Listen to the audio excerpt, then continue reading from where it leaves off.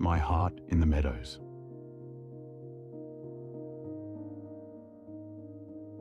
Written by Nathan LaCroix. A note to readers. This story includes the illness and death of a beloved pet, and the feelings that can follow: confusion, anger, sadness, and eventually a softer kind of remembering. Grief doesn't move in a straight line. If you've lost someone, a person or an animal, and parts of this story feel close to your heart, it might help to talk with a trusted adult, friend, counselor, teacher, or someone who can sit with you in the hard parts. You don't have to carry everything alone. Part 1. Small Dog, Big World. Love can warm cold bones. Love can stitch torn places. Love can make an empty room feel like someone is still there, just out of sight. My name is Pip, and I am very small. People say tiny like it's cute. But tiny is also the way the world feels when it leans over you. Too close, too loud, too sure it can push you around. In my first home, being small didn't matter much. Mornings were sun and grass and siblings, my brothers and sisters tumbling over each other like happy socks in a laundry basket. We raced, we wrestled, we collapsed in warm piles. Sunbeams made our fur glow like we had swallowed light. Nights were softer. I slept in the big bed with my people. My parents, I called them, because that's what they were. They sang low songs I didn't understand, but felt in my ribs. Hands scratched behind my ears until my thoughts melted into sleep. The world was still big, but it stayed outside the windows. Then winter came, and with it, the season of lights. A tree appeared indoors, an entire tree, carried in like a secret forest. It wore shining baubles and blinking stars. Music drifted through the rooms. Everyone smiled more than usual, as if happiness had its own holiday. Visitors came, warm voices, food smells, laughter that made the walls feel friendly. And then, quiet. At first, it was small. One sibling missing at breakfast, another not there at bedtime. I searched corners and under chairs. I sniffed the yard for their paws. I decided they were playing hide and seek and were very good at it. Days passed. The house stayed warm, but my family kept shrinking. Part 2. The Nice Lady. One afternoon, a nice lady came over. She smelled like cold air and peppermint gum and a hurry she couldn't swallow. Her smile kept slipping at the edges, like she was holding worry between her teeth. The grown-ups talked in a tight, serious way, the kind of talking that makes dogs listen even when we don't know the words. Then the lady brought out a crate, a small box with bars. Something about it made the room feel thinner, like the air itself stepped back. She crouched and scooped me up. Her hands shook just a little, even as her voice tried to be sweet. Okay, you're going to be fine. She murmured, like she was telling herself as much as me. Time to go to your new home, puppy. She added, too brightly. New home? My paws bicycled in the air. I craned my neck toward my brother and sister, toward my parents, toward everything I knew. But the lady was already moving like if she slowed down, her fear might catch her. The crate door shut with a click that sounded like a mistake becoming real. I watched my home fall away behind us, and I couldn't understand why no one called me back. Part 3. The Bench. Outside, the world rushed. Cars hissed and moaned. People moved like they were late to everything. A dog barked behind a fence, and the sound punched straight through my ribs. The lady carried me quickly, breath quick too. She kept checking her phone, rummaging in her bag, patting her pockets as if searching for something that wasn't there. She spoke in little bursts, half comfort, half panic. It's okay, you're okay, we're okay, she said, and her voice sounded like it needed to believe it. We reached a bench near a bus stop. I recognized it from old walks, when my world was still small enough to hold. The bus arrived with a groan. The doors folded open. The brakes squealed like the bus had a bad dream. The lady's hands fumbled. She found a ticket and exhaled sharply, relief spilling out. Oh, good. Okay. Good. She stood, and in the scrambling moment, phone, bag, ticket, worry, she stepped onto the bus. Without me. At first my mind refused it. Humans forget umbrellas. Humans drop keys. Humans do not forget you. I waited for her to turn. I waited for her to say, "Oh." I waited for her to lift the crate like it was the most obvious thing in the world. The doors sighed shut, and then, through the glass, I saw her face change. She looked down at her hands, empty. She spun, eyes wide, mouth opening into a silent no. She slapped the door with her palm, trying to get it to open again. But buses don't have soft hearts. The bus pulled away. Her palm stayed pressed to the window as she shrank into distance, panic written across her face like a storm. And I sat alone on the bench, inside bars, watching her disappear. Small as a dot, then gone. At first, I told myself, she'll come back. Then the sky darkened. Rain began, cold needles tapping the crate. My body started to shake, not from wet fur, but from something deeper. Fear has a shape. Mine was a tight fist in my chest. Part 4. Running home. I clawed the latch, nudged it, bit it, threw my whole tiny weight at it until my paws hurt and my jaw ached. Then, click, the door jumped open. Hope rushed through me like warm water. I exploded out of the crate onto the sidewalk and ran. I ran for my siblings. I ran for songs. I ran for the bed that smelled like safety. But the streets were strange, and the lights too bright, and the noises too sharp. A horn screamed. A tire screeched. I darted. Wrong way, then another wrong way, until I stumbled into a small park and wedged under a bush. Rain dripped from leaves onto my back. The city's sounds faded to a distant growl. I slept. When I woke, my tongue tasted like metal and my belly felt hollow. I stood, looked around, and understood something that made my legs go weak. I didn't know where I was. Home was no longer a place. Home was a memory I couldn't walk to. Part 5. A mean world. The city taught me rules I never wanted. Stay small, stay hidden, bark first. People stepped near me without looking. Someone stepped on my tail. When I yelped, voices snapped above me, sharp, annoyed. A kick landed hard enough to push me into the street. I ran into an alley and curled behind a dumpster where the smell was terrible, but the walls made the world feel less endless. Days became weeks. Weeks became months. I learned hunger and how it makes bravery out of panic. I learned that coyotes move like shadows with teeth. I learned that sometimes a kind-looking person can turn frightening after dark and drink and loneliness. Mostly, I learned this. If the world was big, it was also dangerous. And if I stayed afraid enough, maybe fear could keep me alive. Part 6. The Night I Cried. One night, coyotes chased me until my lungs burned and my paws slipped on wet pavement. Their growls braided together behind me like rope. I escaped by diving under a dumpster again, my old cave. And there, in the dark, something inside me finally broke open. Not my bones, my hope. I cried the way only a creature can cry when it has run out of pretending. That was when I smelled it. Not garbage, not gasoline, something impossible for an alley. Tall grass warmed by sun, wild flowers, mountain air, cold and clean, like the world had been washed. The scent moved in like a gentle hand on my back.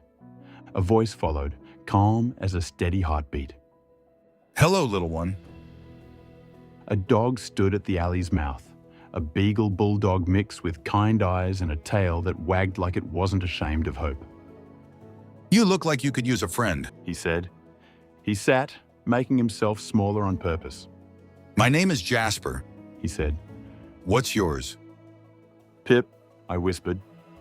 Jasper smiled like my name mattered. Pip. Good. He leaned closer, and the meadow smell wrapped around me again. My parents are nearby. Jasper said. They're looking for a puppy, but I think He paused, eyes soft. you need them more than any puppy at a store. My chest hurt. Will you help me talk to them? Jasper asked. I didn't trust the world, but I trusted that scent. So I crawled out.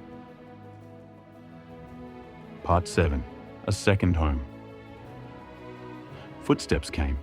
2 humans turning the corner. Panic snapped through me. My bark burst out before thought. Meanies! I shouted. Run! I scurried back under the dumpster. Jasper didn't bark. He didn't laugh. He just said, Pip, these are my parents, please. 1 second of bravery, just one. The woman crouched slowly.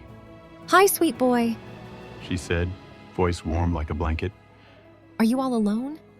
The man held out empty hands, palms up, nothing to grab me with. Hey there, buddy. He murmured. It's okay. We won't hurt you. No shouting, no kicking, no sharpness in their voices. My fear loosened, just a little. I crawled out again. The woman's eyes went shiny. Oh, honey. Her voice cracked like she was trying not to cry. Your skin and bones. Jasper winked at me once, quick as a secret. The man laughed softly, surprised by relief. Well, I think Jasper's decided. He glanced at me. Do you want to come home? Hope is a strange thing. It shows up quietly, then suddenly you can't remember how you lived without it. I stepped onto his hands. He lifted me like I was something precious, and we left the alley behind. Part 8. Safety. Their home smelled like warm bread and clean blankets and sun on wood. Heat spilled from the doorway, curling around my paws as soon as I entered. They gave me water. They gave me food. They bathed the city off my fur until I smelled like soap and second chances. That night, they patted the bed. Up you go. The woman whispered. I froze at the edge. A memory rose. My first bed, my first songs, my first home. Grief is sneaky. It can hide inside comfort. Jasper hopped up first, then nudged me gently. It's okay. He murmured. So I climbed onto the blankets. The man scratched behind my ears. The woman kissed my head. Jasper curled beside me like a warm wall. I slept so deeply, it felt like falling into light. Part 9. The Meadow. A few days later, we got in the car. The road climbed. The city smell fell away. The air thinned and sharpened, clean enough to taste. Then, through the cracked window, came that scent again. But now it wasn't impossible. Now it was everywhere. Mountain air, cold and bright. Wildflowers opening like little suns. Tall grass swaying in waves. Earth warmed by daylight. My chest filled so fast it almost hurt. I pressed my nose to the window and inhaled again, deeper, like I could breathe the fear out of my ribs and breathe courage in. The scent didn't just smell good. It felt like permission, like the world whispering, "You can be small here. You can still be safe." "What is that?" I breathed. Jasper's eyes shone. The meadow, He said. my favorite place. The car stopped. Doors opened. Wind rushed in, and the meadow wrapped around me. Grass brushing my sides, flowers nodding as if saying hello. I stepped onto soft ground. Not concrete, not sharp edges. Soft, alive. My tail wagged so hard, my whole body wiggled. Jasper trotted forward and called back. Come on, little one. And for the first time since the bench, the world felt big in a way that didn't threaten me. Big like possibility, big like sky. Part 10.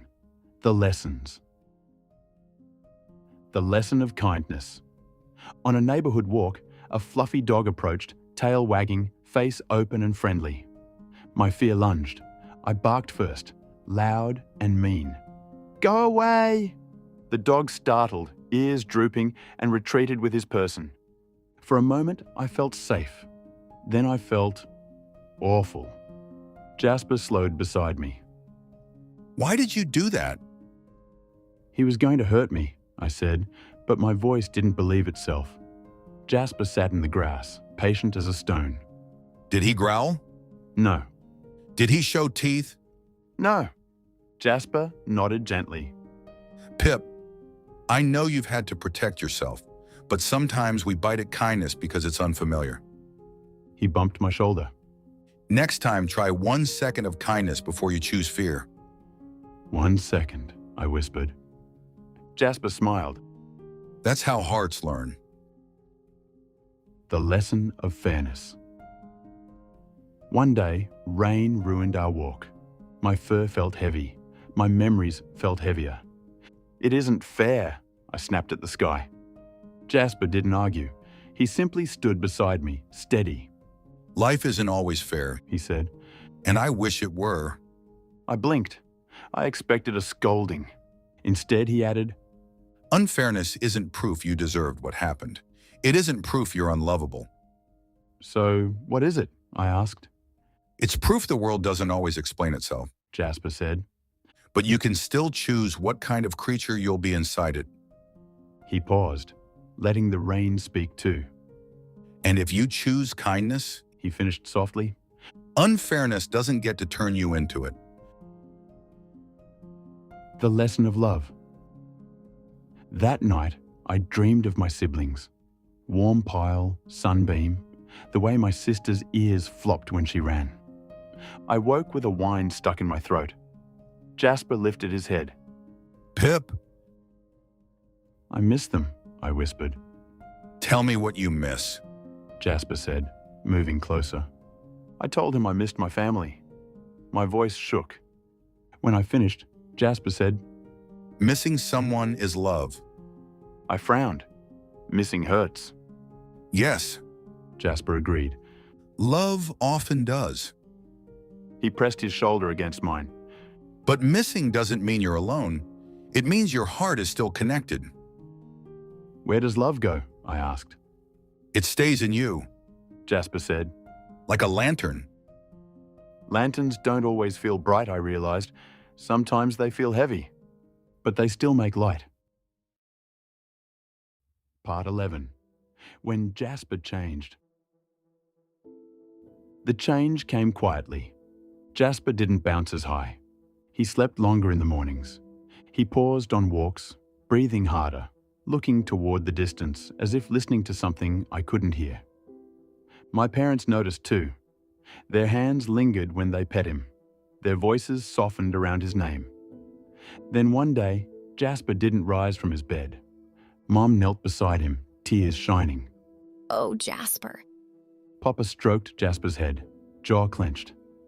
I approached slowly, dread crawling up my spine.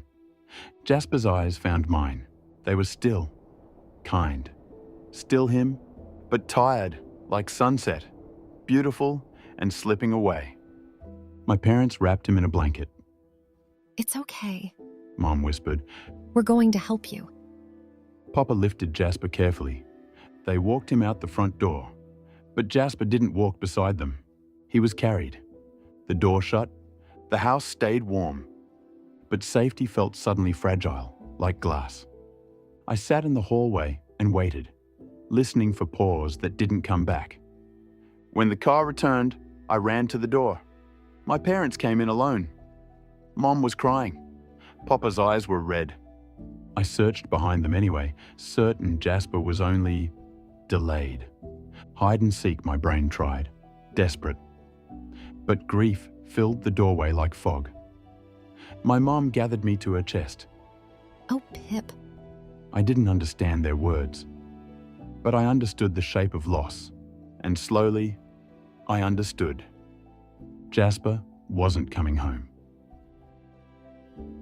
Part 12. Quiet Rituals. That night, the house didn't sound the same. Even the clock seemed to tick more carefully. I padded down the hallway and found my parents in the living room. They weren't talking. They were doing small, gentle things like the world would shatter if they moved too fast. On the hook by the door hung Jasper's collar, blue, worn soft where it had rested against his fur. Papa's fingers reached for it without thinking, and when he touched it, his face changed, like he'd walked into a memory he couldn't leave. Mom held a photo, Jasper on the couch, tongue out, eyes bright. She traced the edge with her thumb as if she could pet him through paper. Then she pressed the photo to her chest and closed her eyes. I stood in the doorway, not sure if I was allowed to be there. My pause felt too loud. My breathing felt wrong. Papa whispered, barely audible. Good night, buddy. Mom echoed, Good night, Jasper. like she was setting a lantern in the window. They said it the way you say a name you love, even when you don't know where it goes after it leaves your mouth. Something shifted in my chest then, small but real. A new understanding. Grief isn't only crying. Sometimes it's the love you don't know what to do with, so you hold it in tiny habits. I crept forward and pressed my head into Mom's knee. She placed her hand on me, heavy, warm, grateful. And together we sat in the quiet, practicing how to miss someone. Part 13. The Meadow Anew. Days passed. Jasper's scent faded from the rugs and corners. I walked the house searching for him, nose to the floor, heart too loud. One morning, Mom clipped my leash. Come on, Pip. She said softly. Let's go for a ride. The car climbed the mountain. The window cracked open, and the meadow smell slid inside like a memory returning. I sat up, trembling with sudden bright hope.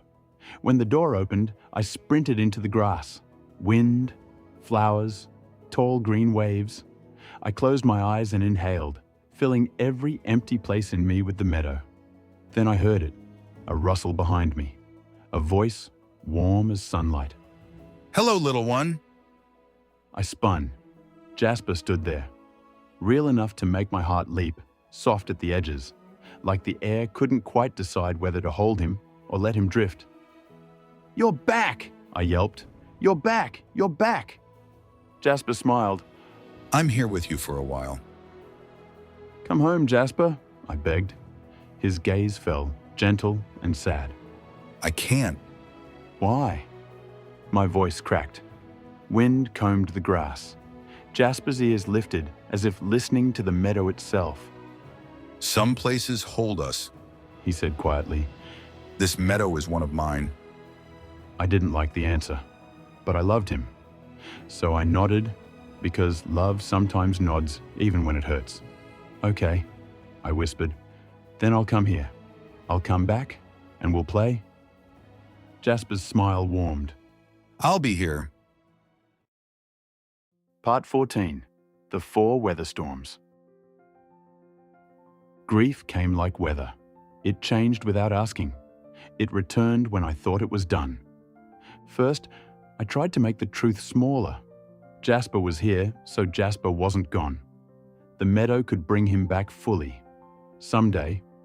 Surely. Then anger arrived. Hot, loud, sharp. "Come home," I demanded one day. When Jasper didn't move, I left the meadow like I could punish it into changing its mind. At home, I knocked toys over and tore at blankets, then howled. I howled at the world until my throat hurt. Then sadness settled, heavy as sleep. I lay in sunbeams and didn't feel warm. The leash came out and I turned away. I didn't want to go back to the meadow. If Jasper wasn't coming home, I wasn't going to see him.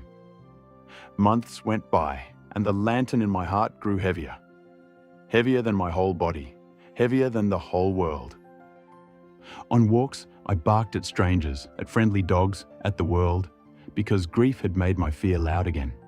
And finally, slowly, acceptance arrived, not as happiness, but as room. Room for 2 feelings at once. Room for missing and living. Room for love that doesn't have anywhere to go except forward. Part 15. Acceptance. One morning, my parents lifted me into the car while I slept. I woke to motion, confused. Then the window cracked open. Wildflowers, tall grass, mountain air.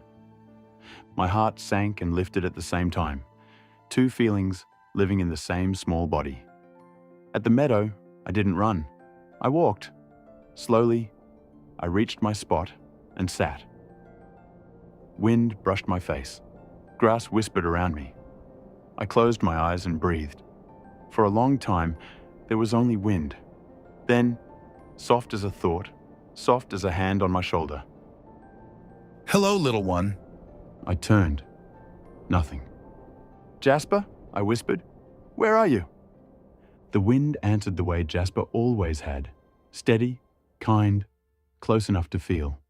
I'm here. I can't see you, I admitted. That's okay. Jasper's voice answered. You don't have to see something for it to be real in you. Tears gathered behind my eyelids. I'm lonely, I confessed. And I know now. You're gone. The wind moved through the flowers, gentle as a hand. Jasper's voice returned, steady. Remember what I taught you. Fairness. The world won't always make sense, but you can still stand in it. Kindness. Not everyone is a monster. Sometimes friends arrive quietly. Love, missing is love. And love means you are never completely alone. My chest hurt in the familiar way, but it also warmed. Because something inside me had changed. I wasn't fighting the truth anymore. I was making room for it. I'll miss you, I whispered. I know, Jasper said. and that's okay. I sat a little longer, eyes closed, letting grief and love share the same space inside me. Then I stood and walked back towards my parents. Behind me, the meadow kept breathing, wide and bright, holding what it held. Part 16. The gift you carry forward. Life didn't become perfect. Some days the world still felt big, but it didn't feel like it was only teeth. I played again. I snuggled again. I slept in sunbeams and felt warmth. I let my parents love me without bracing for loss every moment. One day, we walked in the city, and rain began to fall. Soft, silver, gentle instead of cruel. As we passed an alleyway, I paused. The smell of wet pavement tugged at my memory. The dumpster, the night I cried, the night Jasper found me. Just then, a sound floated out, small and trembling, a whimper. I pulled the leash. My parents followed, surprised. Behind the dumpster, two small paws stuck out, shaking. A little cocker spaniel puppy hid there, eyes wet with fear. My heart did what it used to do. Tighten, warn, prepare to bark. Then Jasper's lesson rose inside me like a lantern. 1 second of kindness. I approached slowly. Hello, little one, I said gently. You look like you could use a friend. The puppy sniffled. I don't want to be out here. I know, I said, and I did. I glanced back at my parents. Then I looked at the puppy again and said, maybe, with your help, I can talk to my parents about taking you home. The puppy blinked, hope flickering. My name is Pip, I told her. What's yours? Teddy. She whispered. Teddy, I said, tasting the name like a promise. Okay, let's try. My parents stepped closer, eyes widening. Ooh, honey, poor thing. Mom breathed. Papa crouched.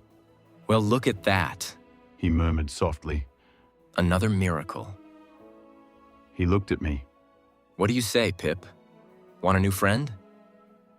Just then, Teddy leaned in and sniffed my fur, then paused, puzzled. You smell like flowers.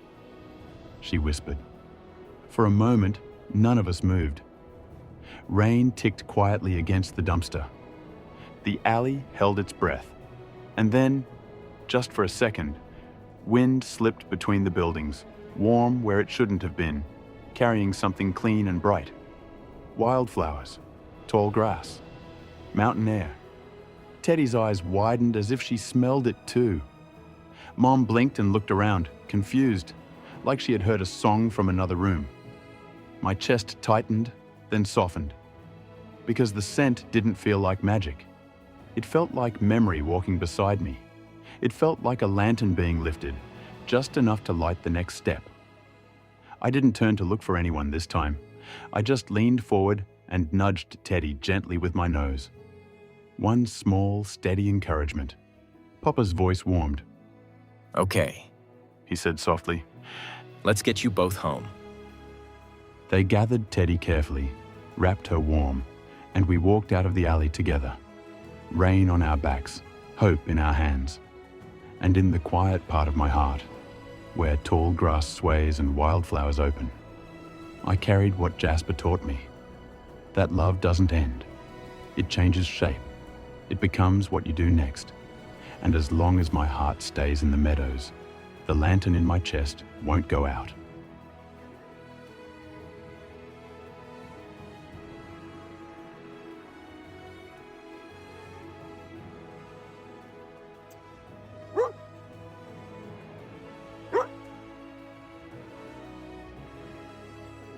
This concludes My Heart in the Meadows by Nathan LaCroix.